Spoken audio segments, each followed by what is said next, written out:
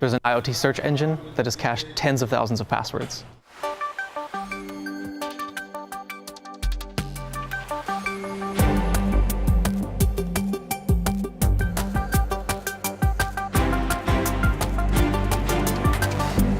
So a 5-year-old vulnerability has actually resurfaced in the form of IoT search engine results.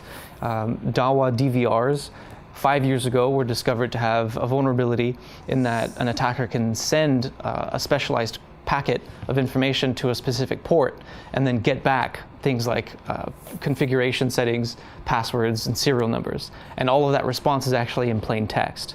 So the new wrinkle is that a company, a lot like Shodan, they're an IoT search engine called Zumai, has actually not only been indexing these internet-facing IPs, but has also been sending in that information and getting that response back, and then caching that response containing those plain text passwords for anybody with a Zumai account to access, which is a free account.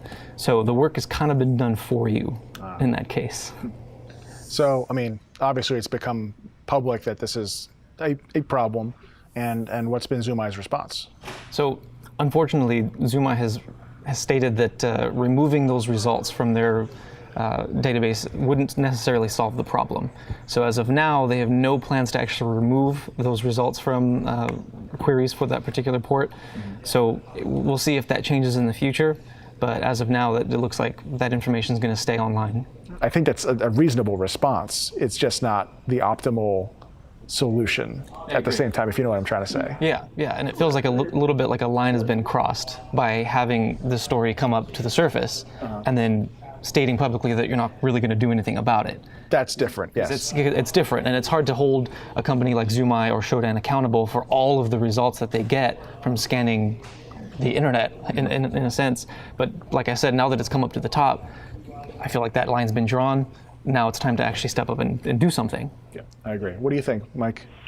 Well, it's my understanding that this is not a simple, I ping the port to fingerprint a device and I get back all this stuff in a banner header or something like that, as the example you mentioned.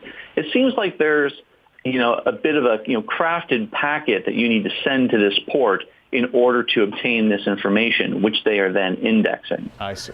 So my takeaway from this is that there's probably another way for them to fingerprint that device that doesn't return those results in the first place.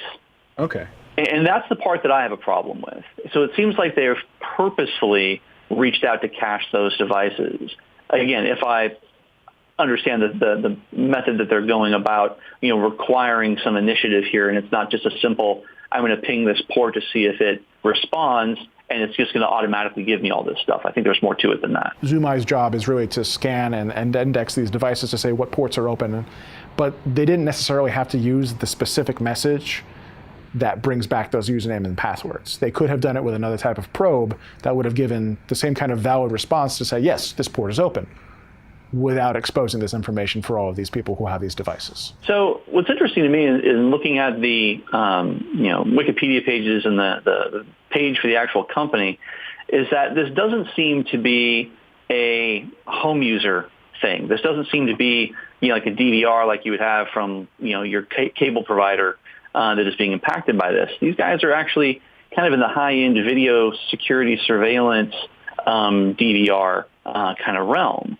which implies that these devices that are being fingerprinted and impacted have been deployed by some sort of a corporate entity, by a physical security organization inside of a enterprise entity of some kind. Mm-hmm. So one would think that there would be fewer of these devices that are available to be fingerprinted in this way. If you have one of these devices, 5 years ago was the time to patch it.